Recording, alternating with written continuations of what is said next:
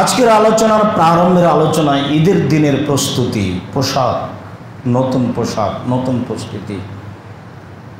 হ্যাঁ, নতুন পোশাক গ্রহণ করা যায়, পোশাক ভালো হতে হবে এ কথাই ঠিক। নতুন পোশাক গ্রহণ করা যাবে না এ কথা ঠিক নয়, তবে তার প্রস্তুতি যা তা সুন্দর নয়। জুমার দিন তো ভালো পোশাক পরার জন্য রাসূল সাল্লাল্লাহু আলাইহি ওয়াসাল্লাম বলেছেন। গোসল করলো, সুন্দর করে গোসল করলো, ফাহাসানা মিন আহসাফা লাবিসা মিন আহসানি সিয়াবিহি, সুন্দর ভালো পোশাক পরলো জুমার দিন, ঈদের দিন। উমর রাদিয়াল্লাহু তাআলা আনহু থেকে বর্ণিত আন্নাহু আখাজা জুব্বাতান মিন ইস্তিবরাকিন ওয়া জাআবাহা আলান নবী সাল্লাল্লাহু আলাইহি সাল্লাম। একদা আল্লাহর নবী একটা রেশমি কাপড়ের জুব্বা নিলেন, বড় জামা রেশমি কাপড়ের, নিয়ে রাসূলের নিকটে আসলেন। এসে বলছেন, ইবতাহাজিহি ওয়া তাজাম্মাল বিহা লিল ঈদ ওয়াল উহুদ, আপনি এই সুন্দর পোশাকটা কিনে নেন, দিয়ে সুন্দরতা অবলম্বন করবেন ঈদের জন্য। আর অতিথি যখন আসবে, কোনো দেশ থেকে মেহমান আসবে, তখন মেহমানকে স্বাগতম জানানোর জন্য, বহিরাগত লোক আসলে তাদেরকে স্বাগতম জানানোর জন্য সুন্দর পোশাক পরবেন, আর ঈদের দিনের জন্য সুন্দর পোশাক পরবেন। ইমাম বুখারী রাহিমাহুল্লাহ বাব বিষয় উল্লেখ করে বলেন সুন্দর পোশাক। ঈদের দিনে আনন্দ করা যায় যেমন, পোশাকও তার অন্তর্ভুক্ত। তবে আমাদের যে অবস্থা তা প্রথা, কয়েক জোড়া স্যান্ডেল হতে হবে, কয়েক জোড়া জামা হতে হবে, সব মিলে ঈদের দিনে যা হয় তাতে রমজান মাসটা মোটামুটি মূল্যায়ন করা যায় না বলে আপনাদের দিয়ে অবগতিতে রয়েছে, যা আমি একাধিক দিন বলেছি। রমজানকে এভাবে মূল্যায়ন করা যাবে না, সব কিছু থেকে মুক্ত থাকতে হবে, তাহলে রমজানকে মূল্যায়ন করা যাবে। যখন পোশাকপাতি বেশি হয়ে যাবে, যখন খানা পানি বেশি হয়ে যাবে, তখন এর সম্পর্কিত যত মানুষ আছে, যারা কাপড় বানাবে তাদের ব্যস্ততা, যারা কাপড় বিক্রি করবে তাদের ব্যস্ততা, যারা দর্জি তাদের ব্যস্ততা, আপনার বাজারে যাওয়ার ব্যস্ততা, খানা পানির ব্যস্ততা, সব লেগে যাবে একসাথে।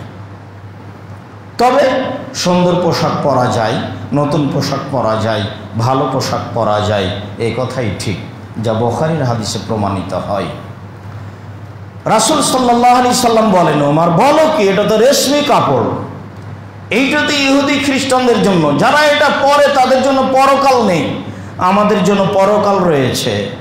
তো রাসূল সাল্লাল্লাহু আলাইহি সাল্লামের আর অনেক দিন পরে একটা কাপড় আল্লাহ রাসূল নিজেই উমরের কাছে পাঠিয়েছেন। তখন আল্লাহ রাসূলকে ওমর বলছেন, আরে এই কাপড় একবার আমি আপনার কাছে দিতে গেছিলাম, আপনি নেননি, এইভাবে বলেছেন, আজকে সেই কাপড়ই আবার আমার কাছে পাঠিয়েছেন।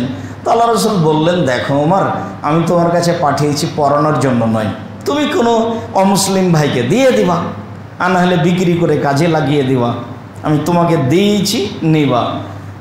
জিনিস বৈধ, তবে ব্যবহার পুরুষের জন্য অবৈধ। রেশমি কাপড় বলছিলাম, অত্র হাদিসে বোঝা যায় যে ঈদের দিনের জন্য পোশাক সুন্দর, ভালো, উত্তম হয় উত্তম। ঈদের দিনের সময় এইটা খুব জরুরি। ঈদের মাঠে 3 বার 4 বার সালাত হবে, প্রথমটাই যদি 8টাই হয়, তাহলে তৃতীয়বারটা কয়টাই হবে? কে ধর্মের দাম দিবে? ধর্ম নিজের মতো হয়ে গেছে, পৈতৃক সম্পত্তির মতো, করলেই হলো। পীর সাহেব বলেছেন, বড় হুজুর বলেছেন, বাস। ইমাম বুখারী রাহিমাহুল্লাহ ঈদের দিনের সময় উল্লেখ করে বলেন, আব্দুল্লাহ ইবনে বুসর রাদিয়াল্লাহু তাআলা আনহু থেকে বর্ণিত, আন্নাহু খারাজা মান নাস ইয়াউমা ফিতর আও আযহা। আব্দুল্লাহ ইবনে বুসর রাদিয়াল্লাহু তাআলা আনহু একদা বের হলেন, দিনটা ছিল ঈদের দিন, আর না হলে দিনটা ছিল কুরবানির দিন।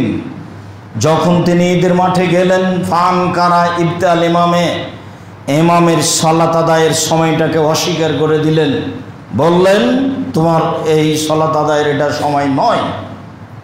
ফাকাত ফারাগনা সাআতানা হাজিহি, তুমি যে সময় সালাত শুরু করছো, এই সময় আমরা রাসূলের সাথে সালাত শেষ করে দিয়েছি। ওয়া যালিকা মিনাত তাসবিহ, এটা ছিল চাস্তের সময়, এটা ইশরাকের সময় ধরা যেতে পারে। চাষতের সলাতের সময় যদি ধরি তাহলে 7টা, 7:30, 8টা। আর যদি ইশরাকের সলাতের সময় ধরি তাহলে সূর্য ওঠার পরে পরই। আরবিরা সৌদি আরব, কুয়েত, কাতার আরও যারা আছে, বাহরাইন, দুবাই, আবুধাবি, এইসব দেশের লোকগুলি ফজরের সলাতের কিছুক্ষণ পরপরই সলাত আদায় করে। তারা ফজরের সলাত আদায় করতে যায় যখন, তখন কয়েকটা খেজুর পকেটে করে নিয়ে চলে যায়। ফজরের সলাত আদায় করার পরে বসে থেকে সূর্য উঠলেই আপনার ঈদের সলাত আদায় করে চলে আসে। এটাই ঠিক।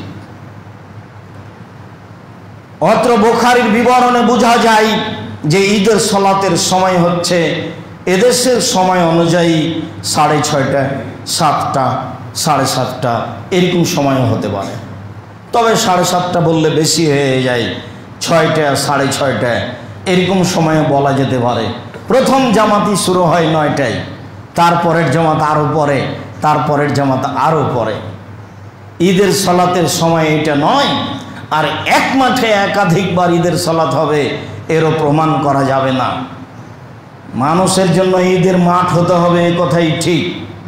আবার মানুষ যখন ধরবে না তখন ঈদের মাঠ ভাগ হবে, এ কথাও ঠিক।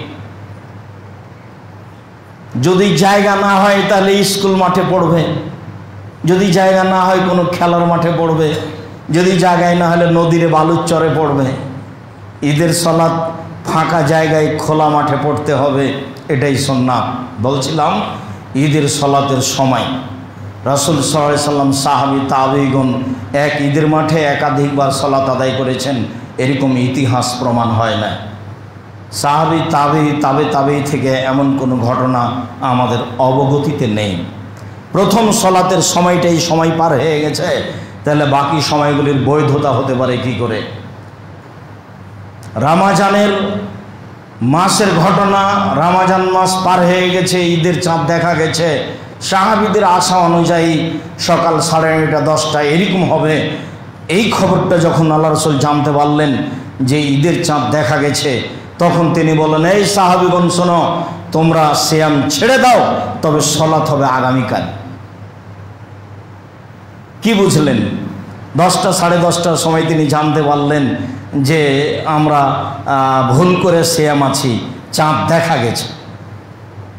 তিনি তো গায়েবের খবর জানতেন না, জানলে তো তাহলে তিনি আগে জানতেন যে চন্দ্র উঠে গেছে। বাহির থেকে আসা সাহাবী থেকে জানতে পারলেন চন্দ্র উঠে গেছে, মানে রামাজান শেষ। তখন তিনি ঈদের সিয়াম ছেড়ে দিতে বললেন, আর বললেন সলাত হবে আগামীকাল সকালে।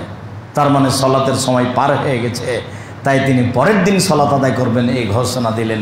সম্মানিত দিনী ভাই বোন, ঈদের সলাতের সময় যেভাবে চলছে তা সুন্নাত নয়। এখান থেকে ফিরে আসতে হবে, এই কথাই ঠিক, ফিরে আসতেই হবে।